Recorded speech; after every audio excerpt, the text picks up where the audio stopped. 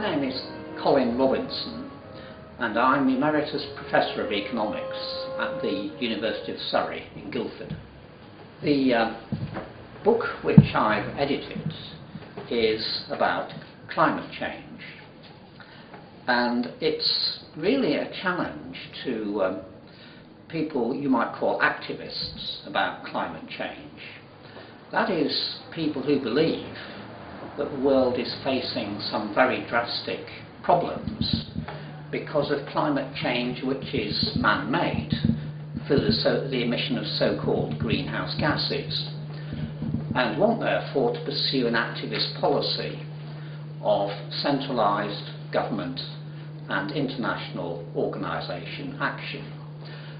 This kind of approach is typified by a report which most people know about, written by Sir Nicholas Stern for the British Treasury a couple of years ago, which said that unless something drastic is done, we're going to face problems in the future which are comparable with those caused by the world wars in the 20th century or the Great Depression. So he was taking a very gloomy view of what will happen if the governments don't do something very drastic. In this book, 6 economists analyse this issue of climate change and the associated idea that some very drastic centralised action is called for. And all of them take a rather sceptical view, but for slightly different reasons. There is a possible problem over the scientific case, because the idea that there is serious global warming is associated with human activity is one for which the evidence is a little bit uncertain. There appears to have been some warming over the last century, but not very much, and it occurred essentially in 2 periods of 20-odd years each during the 20th century. In the last 10 years or so, there's been no warming that anybody can discern. But apart from that, the issue is this, that people who are worried about this say, well, whatever's happened in the past, there's going to be serious warming in the future. And this conclusion is based upon some very complicated modelling. It's based on a combination of scientific models which look at the climate and economic models which look at the linkages between the climate and economic and social activity. And these models go out for incredibly long periods. They make estimates up to 200 years ahead. Now, in most fields, if people produced estimates from models that went 200 years ahead, they would simply be laughed out of court, because people would think that there's no point in this kind of modelling. So there is quite a serious underlying issue with this belief that there is global warming to which we must respond with drastic action, because the underlying basis for it, modelling basis for it, is a very uncertain one. Another problem is that a lot of the information about climate change comes from one body, a United Nations body called the Intergovernmental Panel on Climate Change. And the people who constitute this body and the associated people in the government departments around the world tend to be people who are themselves activists, who are very concerned about climate change. And as one of the authors in this volume, David Henderson, points out, there is a serious problem about bias in the underlying information which is produced about climate change. There's also a religious aspect to this whole debate about climate change, because as Sir Alan Peacock points out in the book, there certainly are religious overtones to this. It appears, you can trace this debate about climate change among many previous scares as one where it seems that man has sinned, that is, in the past by putting out lots of greenhouse gases, and must atone for those sins by changing his lifestyle. And along with that goes a feeling that people who are sceptical are heretics, people really you shouldn't listen to. It's quite difficult to get a hearing if you are arguing that you should be sceptical about this prevailing view about climate change. There is, however, an underlying economic issue, and it's one that concerns property rights. Nobody owns the Earth's atmosphere, and in a case where there's no ownership, there's always a danger of an asset being overused.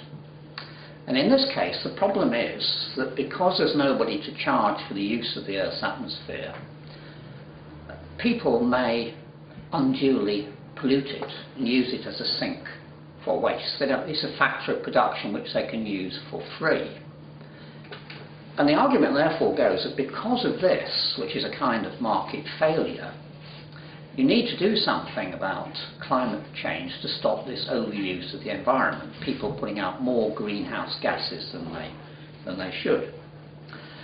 And for that reason, some people have argued, and some people do argue in fact in this book, that there is a case for some kind of government intervention, that the government should put a tax on the carbon content of fuels, or they should allow carbon trading, such as is being done at the moment in Europe, in fact, in order to combat this problem of the lack of property rights and try to get a market in carbon established.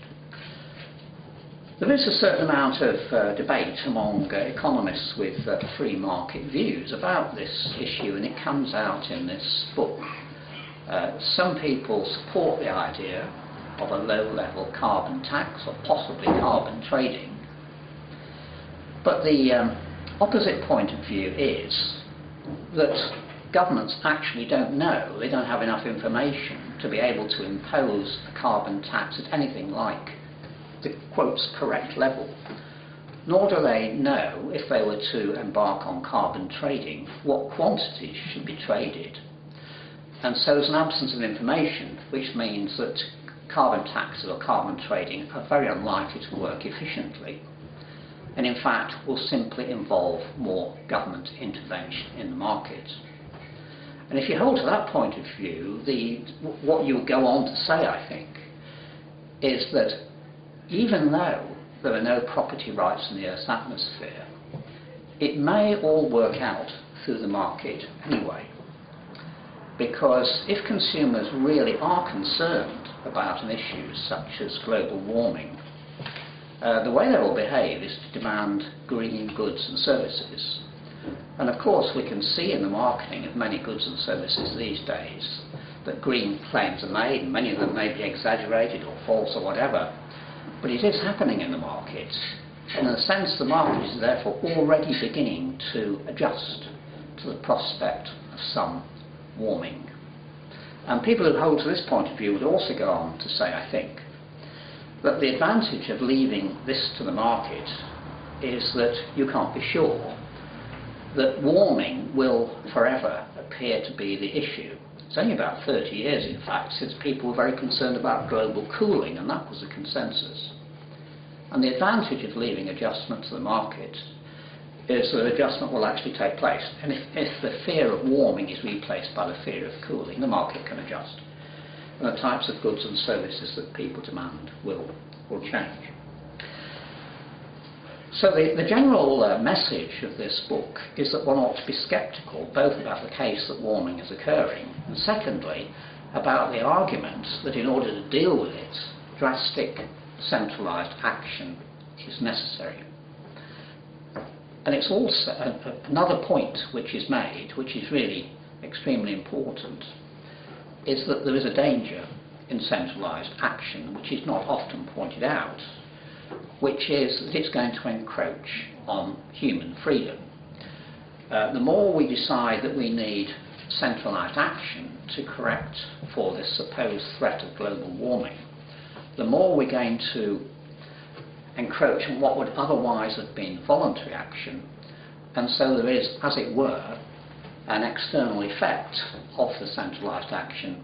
It crowds out voluntary action, and it mitigates people's freedom. Or to put it more crudely, there's a threat from action against global warming that we might simply get more and more bigger government.